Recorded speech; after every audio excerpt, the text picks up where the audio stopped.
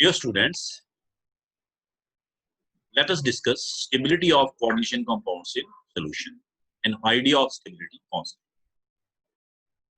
हम बच्चे एक एग्जांपल ले लेते हैं. Let us have example. Cu NH3 4 times SO4.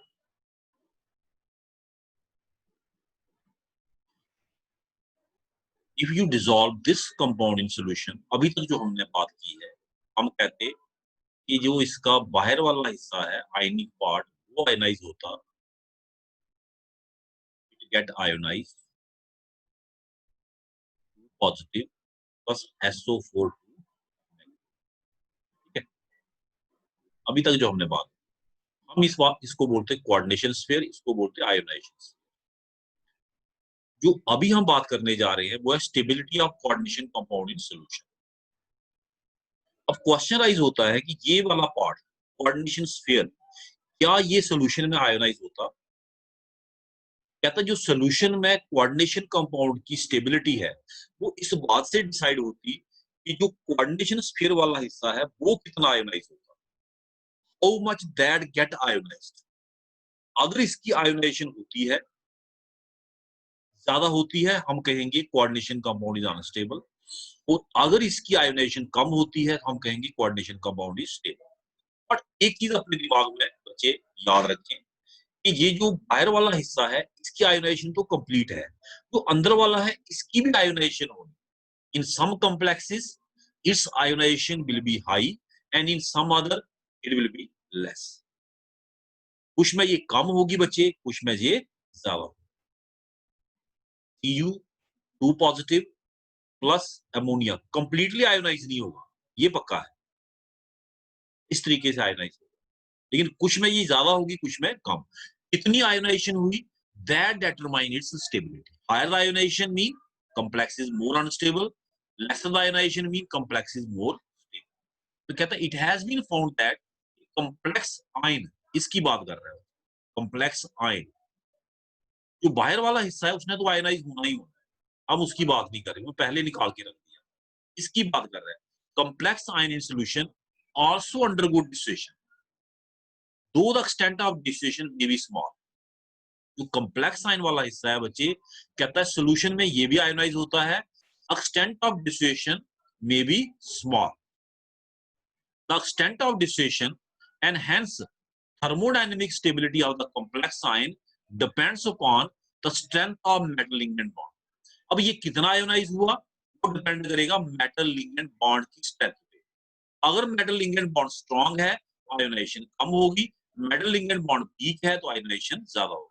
Stronger is the metal ligand bond, less is the dissociation in solution, and hence greater is the stability of the complex ion. As dissociation involves equilibrium between the dissociated component and the undissociated complex, the stability of complex solution can be expressed in terms of equilibrium constant, which in this case will be called as dissociation equilibrium. ये बच्चे देखिए, ये देखिए, हम इसको बिठा देंगे. हम ये एग्जांपल ले लेते हैं इसी कॉम्प्लेक्स की जो मैं डिस्कस कर रहा था, CuNH3 4 time 2 positive. Let us have this complex. हमने इसको सॉल्यूशन में डिसॉल्व कर दिया. कहता है इसकी आयोनाइजेशन हुई, though the extent of ionisation may be small. इसका मतलब साफ है कि solution will contain undissociated complex as well as its ions in solution. जो आपका बच्चे सॉल्यूशन है, क्योंकि ये कंप्लीटली आयोनाइज नहीं हो रहा है, मैंने पहले ही कहा कि ionisation is there, though the extent of ionisation may be small, it depend upon the stability of complex how much ionisation is occurring. जितनी भी आयोनाइजेशन हुई, चाहे कम हुई चाहे ज्यादा, हम उसको इस तरीके से रिप्रेजेंट कर सकते हैं with reversible arrow. Reversible arrow का मतलब है कि ultimately equilibrium will be established. आपको पता है कि जब रिएक्शन में रिएक्टेंट भी हो और प्रोडक्ट भी हो, इक्विलिब्रियम आता है. Equilibrium will be established. एक स्टेज पे आके इनके बीच में क्या आ जाएगा, इक्विलिब्रियम। इसके लिए जो हम इक्विलिब्रियम कांस्टेंट लिखेंगे वो क्या लिखा जाएगा बच्चे, के आई, इनस्टेबिलिटी कांस्टेंट। क्यों लिखा जाएगा इसको के आई में बताता हूं, पहले आप लिखें। लिखने का तरीका क्या होगा, इक्विलिब्रियम कांस्टेंट कैसे लिखा जाता है बच्चे, आपको याद होगा, product of molar concentration of product. Equilibrium constant लिखने का तरीका, product of molar concentration of product, जैसे कॉपर की कंसेंट्रेशन प्लस अमोनिया की concentration raised to power 4 divided by product of molar concentration of reactant. Reactant कौन है बच्चे, Cu NH3 4 2 positive, this is the reactant in this case, in our case. अब हम कहते हैं इसको stability constant. Why we call it stability constant, इसको हमने स्टेबिलिटी इनस्टेबिलिटी सारी, हम इसको इनस्टेबिलिटी कांस्टेंट क्यों बोले, because higher the value of this constant, higher the number of constituents in solution, that is copper 2 positive and 4 ammonia, mean higher the instability of complex. Ki की value ज्यादा होगी, understood है, copper 2 positive और ammonia की concentration ज्यादा होगी, इसका मतलब हमारा कॉम्प्लेक्स ज्यादा अनस्टेबल है। तो value of Ki represent what, instability constant. Ki की वैल्यू क्या रिप्रेजेंट करती है बच्चे, इनस्टेबिलिटी कांस्टेंट। ठीक है, ये क्लियर हो गया आपको। अब कहता है if instead of dissociation of complex we talk its formation. अब हम उल्टा सोचते हैं, अगर हम डिसोसिएशन के बजाय इसकी फॉर्मेशन की बात करें, इसी रिएक्शन को उल्टा लिखें, फिर क्या बनेगा बच्चे, हमारा रिएक्शन ये बनेगा। सेम रिएक्शन को हमने उल्टा करके लिखा, that is we are talking of formation of complex instead of its dissociation. और अगर हम इस रिएक्शन के लिए ये लिखें, it will be called as stability constant. इसको हम क्या बोलेंगे बच्चे, stability. It is reciprocal of instability constant. इसको स्टेबिलिटी क्यों बोलेंगे, because higher the value of K mean higher the concentration of complex ion in solution. जितना के का वैल्यू ज्यादा होगा, साफ है, उतना ही बच्चे क्या, कॉम्प्लेक्स आयन का कंसेंट्रेशन सॉल्यूशन में ज्यादा होगा। इसका कंसेंट्रेशन ज्यादा होने का मतलब है कि ज्यादा बना, मीन स्टेबल था तो ज्यादा बना, that is higher is its stability. If instead of dissociation we talk of formation of complex ion in solution, then we have the reaction. ये मैंने लिखा जो, the equilibrium constant for this reaction is therefore called stability constant and is represented by K. इसको हम कहेंगे बच्चे क्या, stability constant. It will be called as stability constant. इसको हम कहेंगे स्टेबिलिटी कांस्टेंट। तो we find that अगर आप दोनों इक्वेशंस को देखें, तो इसको भी देखें, you see this, इसको भी देखें, ये वाली इक्वेशन, और इसको भी देखें, you will find that K जो है that is reciprocal of Ki. So stability constant is reciprocal of instability constant. देख ले आप इसको बच्चे ध्यान से, यहाँ पे कॉम्प्लेक्स आयन नीचे है, यहाँ पे ऊपर है, यहाँ पे कॉपर 2 पॉजिटिव और अमोनिया रेज़्ड टू पावर 4 नीचे है, सारी ऊपर है, यहाँ पे नीचे है, ये देख लें। It is reciprocal of what, instability constant. बच्चे जनरल एक्सप्रेशन दी हुई है, एक चीज यहाँ पे हमने क्लियर कर दी कि higher the value of K mean higher the stability of complex. K की वैल्यू जितनी ज्यादा होगी बच्चे, स्टेबिलिटी ऑफ कॉम्प्लेक्स उतनी ज्यादा होगी। इसी रिएक्शन को हमने अब जनरल फॉर्म में लिखा, यहाँ पे हमने स्पेसिफिक एग्जांपल ली, मेटल आयन प्लस लिंकेट। अब हमने जनरल ले लिया, metal ion plus ligand, Ma positive. A positive is the oxidation state of the metal ion. Lx negative. X negative is the oxidation state of ligand. N is the number of ligand. N क्या बच्चे, number of ligand to metal ion से attach हुए. This is the formula of complex ion. तो B positive should be equal to, B positive किसके बराबर होना चाहिए बच्चे, A positive plus N into X negative.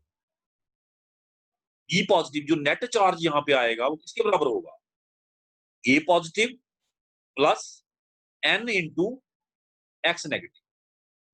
X की वैल्यू 0 भी हो सकती है बच्चे, याद रखें, in case of neutral ligands. जैसे इस केस में ammonia is a neutral ligand, इस केस में 4 अमोनिया रेज़ पावर 0 है, एक्स हियर इज 0, ऐसा भी पॉसिबल हो सकता है। ठीक है बच्चे, so A positive, X negative, B positive are the charges on metal, ligand and the complex side respectively.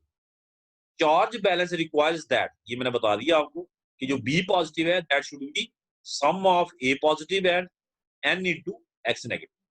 Stability constant क्या लिखा जाएगा बच्चे, product divided by reactant raise to power equal to their respective stoichiometric coefficient.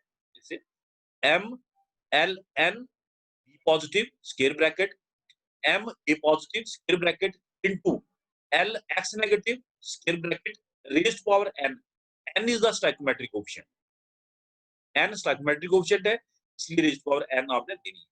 Numerical value of stability constant is a measure of stability of the complex in solution. Greater the magnitude of stability constant, more stable is the complex. याद रखें, जितना stability constant का value ज्यादा होगा, understood है, complex ion की concentration solution में ज्यादा है, कॉम्प्लेक्स आयन की कंसंट्रेशन ज्यादा है मतलब वो ज्यादा बना है, ज्यादा कब बनेगा वो, जब वो ज्यादा स्टेबल होगा। ठीक है बच्चे, as it is clear from stability constant value of, एक चीज और याद रखें बच्चे, स्टेबिलिटी कांस्टेंट की वैल्यूज यहाँ दी हुई हैं, कुछ एग्जांपल्स यहाँ पे डिस्कस की गई हैं, मैं आपको दिखाता हूँ, ये देखिए, let us see these examples, इसमें से आपको कुछ चीजें और क्लियर हो जाएंगी।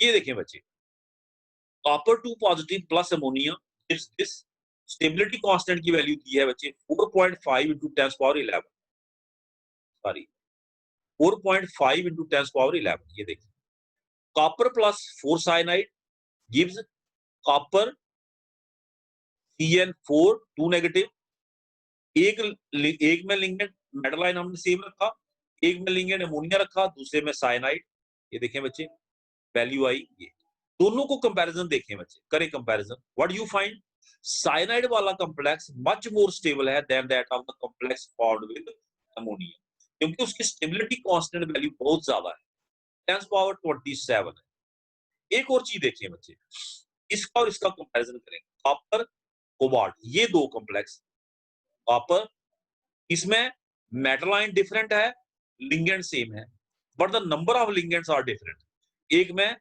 लिगेंड 4 है, एक में लिगेंड 6 है। आपने क्या देखा बच्चे, copper plus 4 ammonia value I के की this, copper plus cobalt plus 6 ammonia value I ये, मतलब जो हेक्साडेंटेट, सॉरी जो कॉम्प्लेक्स कंपाउंड है जिसमें कोऑर्डिनेशन नंबर 6 होता है, कोऑर्डिनेशन नंबर 6, और मेटल आयन की ऑक्सीडेशन स्टेट भी देखिए ज्यादा है, इसका मतलब साफ है कि cobalt 3 positive higher oxidation state में है, तो वो ज्यादा स्टेबल कॉम्प्लेक्स बना रहा है with the same ligand as compare to what, copper 2 positive. ये दो चीजें हमने यहाँ पे नोट की है, मतलब हायर ऑक्सीडेशन स्टेट में कॉम्प्लेक्स की स्टेबिलिटी ज्यादा है as compare to lower oxidation state of the metals. तो यहाँ पे देखिए मैंने क्या लिखा है बच्चे, greater the magnitude of stability constant, more stable is the complex. As it is clear from stability constant value of cyanide values, cyanide is a stronger ligand than ammonia because stability constant value of cyanide is very large as compared to the corresponding ammonia complex. ये clear हो गया यहाँ पे कि cyanide much more stable complex बनाता है as compare to ammonia. Factors affecting the stability of complex in solution, factors discuss कर लेते हैं। पहला फैक्टर आ गया बच्चे जो मैंने अभी बताया, charge on the central metal ion, charge on central metal ion, ये देखिए, greater the charge on the central metal ion greater is the stability of complex. हमने यहाँ भी कंपेयर करके बताया आपको, लेकिन आप यहाँ कह सकते हैं कि यहाँ मेटल आयन डिफरेंट है, हम सेम मेटल आयन के साथ आपको दिखा देते हैं। देखिए सेम मेटल आयन मतलब जो सेंट्रल मेटल एटम है वो सेम है, चार्ज डिफरेंट है, Fe3 positive Fe2 positive, here metal atom is same, charge is different, Fe2 positive का complex Fe3 positive, coordination number भी दोनों का 6 बच्चे देखें, लिगेंड सेम, एक कॉम्प्लेक्स ये हो गया FeCN6, एक कॉम्प्लेक्स ये हो गया, एक में आयरन +3 में है, एक में +2 में है, ये पोटेशियम फेरिसाइनाइड का कॉम्प्लेक्स है, पोटेशियम फेरोसाइनाइड। अब वैल्यूज देखें बच्चे। In case of this value of K is 10 power 23 10 power 31, इस केस में 10 power 6। Higher the oxidation state of the central metal ion, more stable the complex. This is clear from this example. Much more stable देखें। Second, size of metal ion. As the size of metal ion decreases, the stability of complex increases. Natural है बच्चे। अगर metal ion का size छोटा होगा, क्या होगा बच्चे? What will happen? उसका effective nuclear charge strong होगा। अगर size of ion बड़ा होगा, effective nuclear charge weak होगा, ligand पे पकड़ कम होगी। मेटल आयन का साइज छोटा होगा, इफेक्टिव न्यूक्लियर चार्ज स्ट्रांग होगा, लिगेंड पे पकड़ स्ट्रांग होगी, कॉम्प्लेक्स स्टेबल होगा। तो as the size of metal ion decreases, the stability of complex increase. For example, ionic radii of metal ion, ये बच्चे कुछ मेटल आयन की है, सारे +2 स्टेट में। मैंगनीज 2 पॉजिटिव का साइज Fe2 पॉजिटिव से क्या है? बड़ा। Fe2 पॉजिटिव का कोबाल्ट 2 पॉजिटिव से, कोबाल्ट का निकल, निकल का कॉपर, कॉपर का जिंक से। तो स्टेबिलिटी ऑफ कॉम्प्लेक्स सबसे ज्यादा किसकी होगी? जिसका साइज सबसे छोटा है। किसका है? जिंक का। तो zinc complex is more stable than copper, copper more nickel, nickel more cobalt, cobalt more Fe2 positive, more than manganese with same ligand. Ligand same रखना, कंपैरिजन तभी ड्रा होगा। तो यहाँ पे हम साइज ऑफ मेटल आयन की बात कर रहे, when they form complex with the same ligand. Smaller the size, more stable the complex. The order is called as Irving-Williams order of stability. इस ऑर्डर को क्या बोलते हैं बच्चे? Irving-Williams order of क्या? Stability. उसके आगे एक और है, basic nature of ligand. Ligand की basic nature. Let us talk of another concept.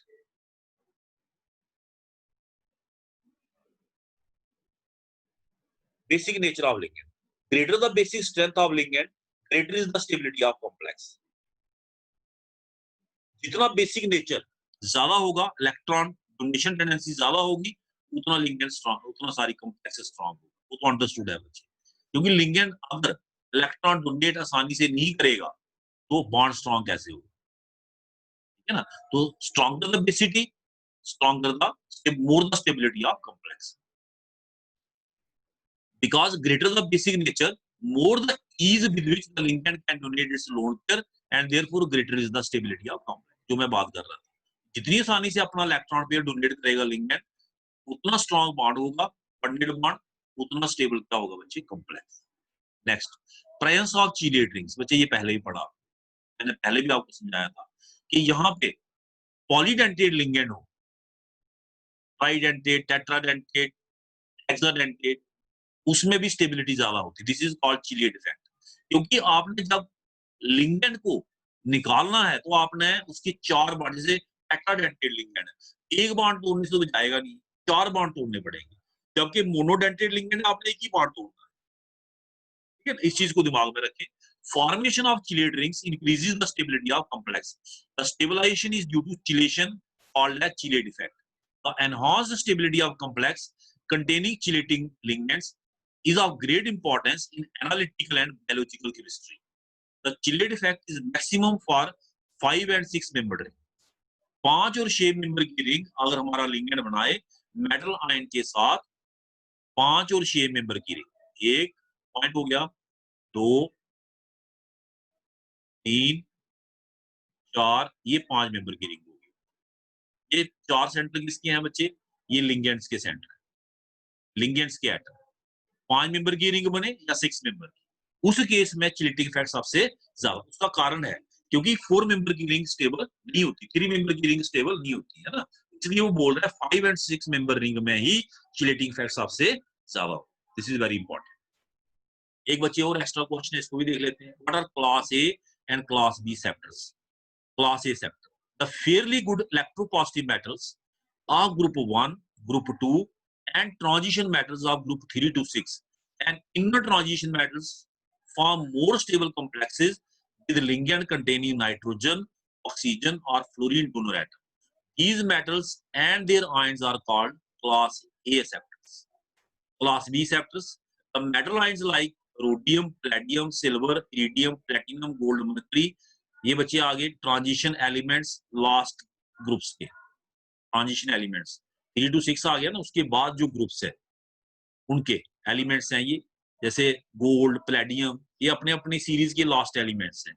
These have relatively full D orbitals, इनके डी ऑर्बिटल ऑलमोस्ट फुल होते, so these form more stable complexes with ligands whose donor atoms are heavier members of nitrogen, oxygen, fluorine, heavier member, जैसे nitrogen के आगे कौन आता है बच्चे? Phosphorus. Oxygen के आगे कौन आता है बच्चे? सल्फर। ये उनकी बात कर रहे हैं, heavier members of nitrogen, oxygen, fluorine, fem. So this was about class A and class B acceptors. These are metals, metals की बात कर रहे हैं ना। फर्स्ट ग्रुप के मेटल, सेकंड ग्रुप के metal, group 3 to 6 of transition element, they are class A acceptors. They form strong complexes, suitable stable complexes with ligands like nitrogen, oxygen or fluorine.